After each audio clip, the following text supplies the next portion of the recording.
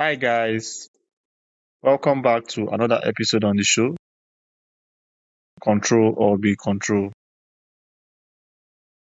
a podcast designed to help you start thinking differently and take control of your life. And I remain your host, Darlington. Today's guest is Dorsey Ross. Dorsey, welcome to Control or Be Controlled. Yeah, thank you for having me. I greatly appreciate it. My name is Dorsey Ross. I am living here in Pennsylvania. I'm originally from New York, and I was born with a birth defect called Apert syndrome, which is a birth defect of the hands and the face. And I was born, my forehead was pushed outward, my eyes and nose were pushed back into my head, and my fingers and toes were fused together. I am 49 years old. I'm an author and podcaster and a speaker. And I've been doing that for the last about 20 years now.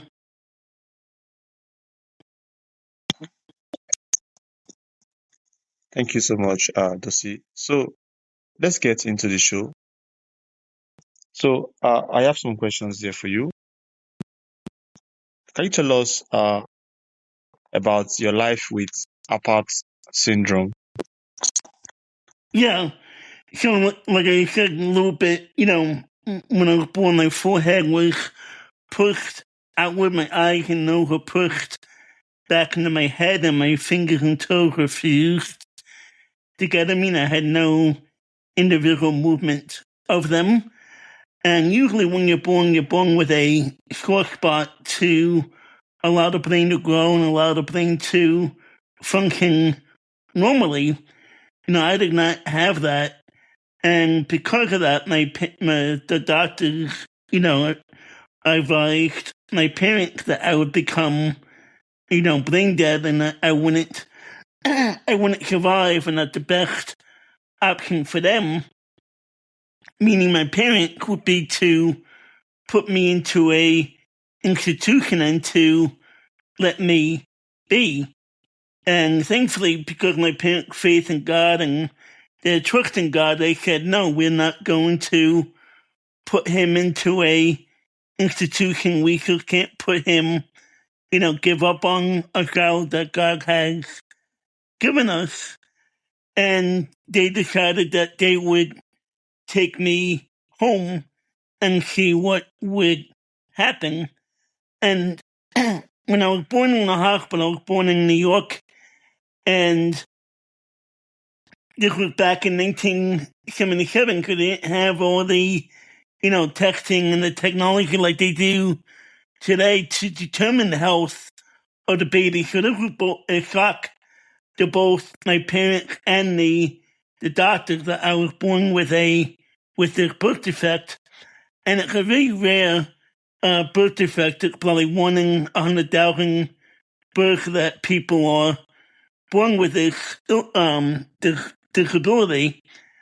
And the nurses at the hospital where I was born said, why don't you take him to Columbia Presbyterian Hospital, where they're doing operations on babies like your son, and, they can give you more, a more update and, maybe help you more than the doctors here can. And they did, and they said, the doctors at Columbia Presbyterian Hospital said, we can operate, we can, relieve the pressure on the brain, but, we can't give you, an exact time frame of, if he'll survive, how long he'll survive for.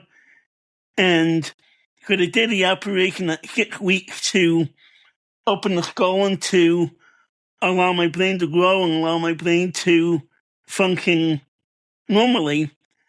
And over my lifetime, I've had 68 operations, up until my mid teens. I had about 68 operations to, do a lot of reconstructive surgery on my hands and on my face to, were able to separate most of my fingers. I have 9 fingers. They weren't able to, I guess, create, not create, but, have enough bone to, do another finger. So I have 9, one hand has 4 fingers, the other hand has 5. And my toes to this day are still fused together. And, they never really operated on my toes because they figured, well, he can walk well enough and can run well enough and do everything that, he can do, and he doesn't have any issues with it, so we'll keep his toes the way they are. And, growing up, it was a very difficult life for me. God was with me, so, I had good times and bad times, just like we all do. But there were times in my life when people would tease me and make fun of me and call me names like monster and freak and to this day sometimes I'll still get stares and still get people that will make fun of me and pick on me, but I know, who I am in Christ, and I know that my identity is in Christ. So, although it does hurt and although it is frustrating that still happens, I know that I am his masterpiece. All right. Lucy, so how were you able to cope with all this? I mean, this is a lot. How were you able to cope? Yeah, a lot of it, it definitely was my faith in God and my belief in God that helped me, to cope with it and helped me to overcome it. But also my parents, were great people and great supporters of me, and they cared for me and they loved on me and they, were there for me all the time. My mom, whenever I was in the hospital, she was there with me in the hospital, and she would, at times she would come into the operating room with me when I was really upset or really anxious about the operation because we didn't know what was going to happen. And she would come into the operating room with me and, we would play and we would sing the old hymn, the chorus of the old hymn, Because He Lives. And that was a big help. That was a big comfort to me. And, my dad, always being there with me and, going out on bike rides with me and being there playing baseball with me and football with me and, going to the park or, going to, going on walk on the, in the railroad in the park and everything. So that, they treated me like a normal, even though I wasn't, quote unquote, wasn't a normal child, because I had a disability, they treated me like someone that didn't have a disability. And I think that was one thing that helped me to be able to overcome everything that I had to face and I had to deal with in my life. All right, Jack. Honestly, your story is very, very, very unique. So, can you tell us how did faith help you? Because I know you cannot do this without God. So, how did spirituality and faith help you become who you are today? Can I say that again? How did faith and spirituality help you become who you are today?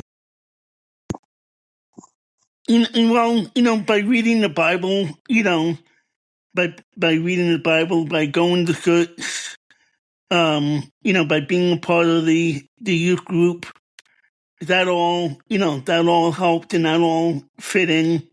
Like I said, realizing that, you know, that God made me this way for, believing in faith, that God made me this way for a reason and a purpose, and going to the youth group and, being accepted there and being loved there and being,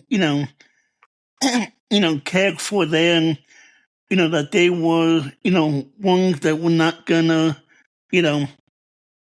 pick on me or call me names or, tease me in any way, but they accepted me for who I was and for, who I wanted to be and everything. They, they were there for me. They allowed me to be part of the youth group and be part of the trips that they would go on to youth retreats and, conventions and different things of that nature. I was part of that most of the time when I could. So that all, that all helped. All right. Thank you so much. So can you tell me some of the hardest things that you had to face?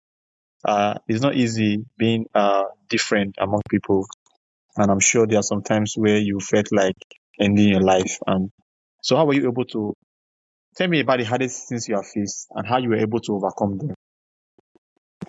How I was able to overcome not ending my life? Is that the question? Yes.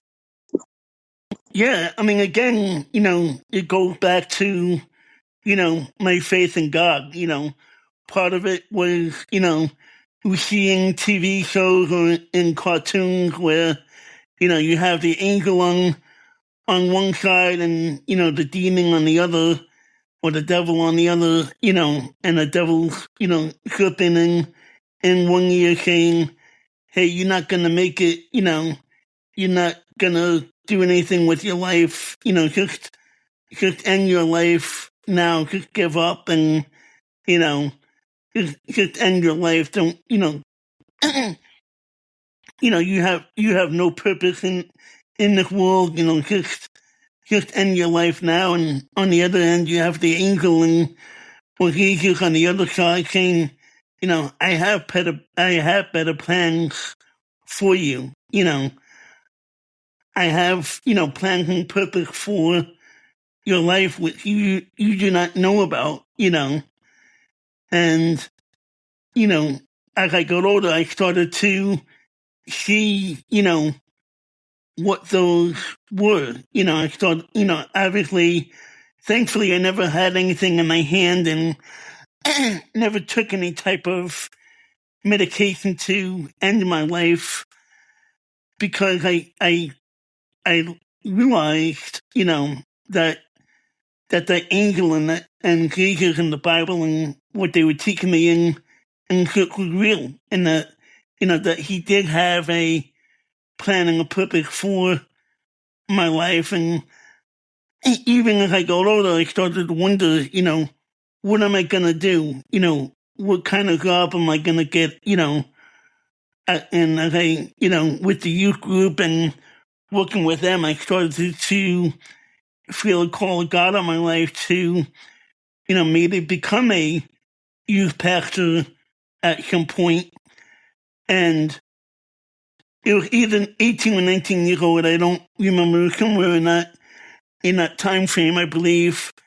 But one of the youth leaders who I was helping with at the time said to me, Dorsey, I see you, traveling around the country sharing your story. And at the time I was like, okay, well, that's nice, thank you for saying that, that's really kind of you. But, for most of my life, even sometimes now, people have, a little bit of hard time hearing what I'm saying or, understanding what I'm saying because of my speech impediment.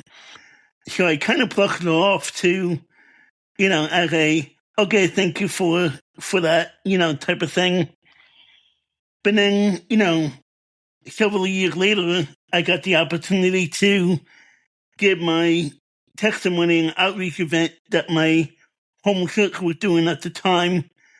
And during that time, I felt like, God was saying to me, here's what I have for you to do. I want you to, call churches and contact churches and see about speaking at their Sunday services. So that's how that all got started. All right, Rosie. So, what was it like for you going to college and going to school as somebody that is different from other people? Yeah, it was definitely a different, experience because I went to a school growing up. I went to a school for people with disabilities, from kindergarten all the way up to high school. I went to the same school, so I knew, I would say 90% of the people, adults and kids in that school, I knew them, either by face or by name. I would know most of them who they were. And, as I said, as I started to get older and get ready to go to college, I had to have a meeting to determine, what I would do because I went to school for people with disabilities and not everyone that I went to school with was able to go on to college. So in this meeting, my mom was there, and I was there, my high school history teacher was there, and he was asked, do you think that Dorsey will be able to make it in college? And he said, no, I don't think that Dorsey will be able to make it in college. I don't think he has the ability to make it in college. And then they asked me, and I said, yeah, I think I can make it, not realizing, what was ahead of me. And then they asked my mom, and she said, if he thinks he can do it, he will.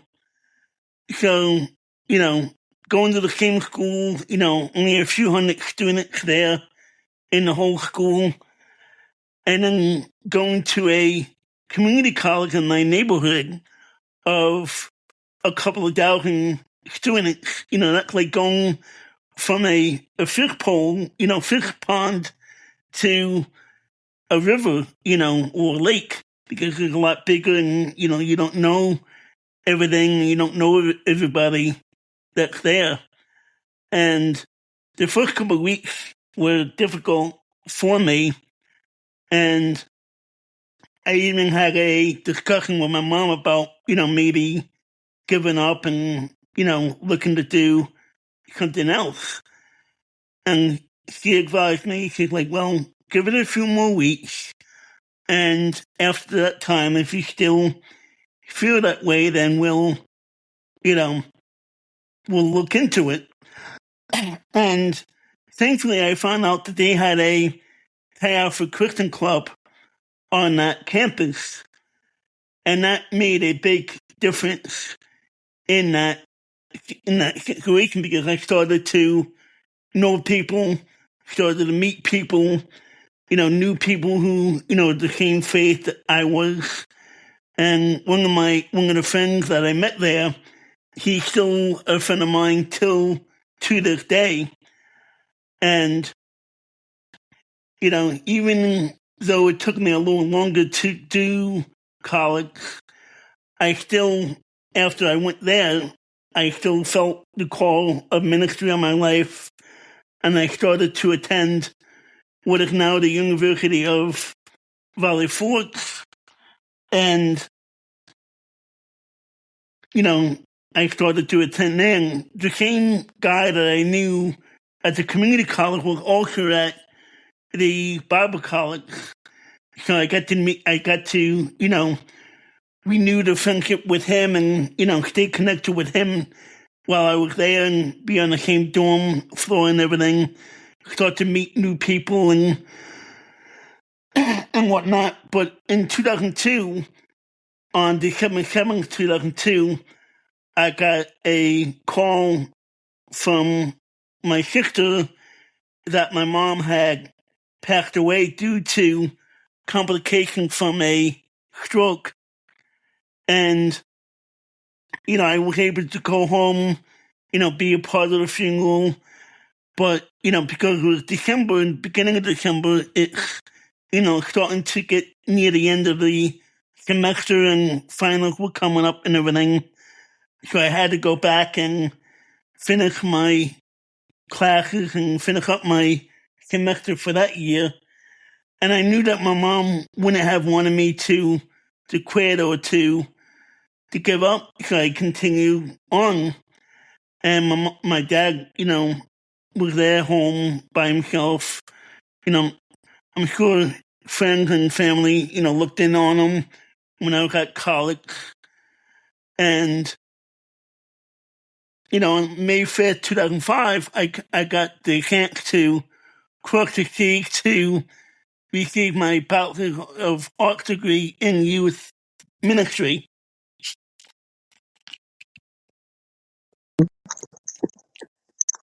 Okay, thank you so much, Lucy. So, is there something you would like to share with my audience that I may have not have asked you?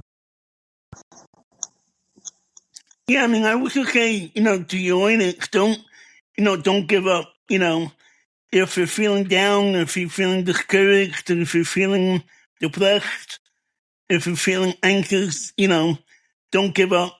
Philippines 4:6 says, do not be anxious about anything but in prayer and petition, present your request to God, and His peace and His comfort will cover you in that time. And that's one of my favorite, my favorite Bible verses is Philippines 4:6, and I had to remind myself, often to think about that verse and to remind myself of that verse. All right, Lucy, if you could leave listeners with one message from this entire conversation, what would you want that to be?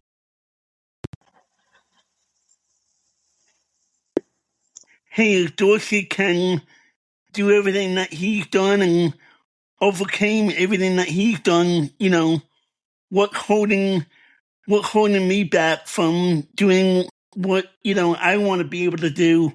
If Dorsey can do it, so can I. All right, Lucy, thank you so much. This episode has really been very, very encouraging. Thank you so, so much. So, for listeners who would like to connect with you, those who want to draw inspiration from your story and also learn more about what you do, how can they do that? Yeah, the easiest way to contact me would be on my website, which is the podcast website, www.dorseyross.com.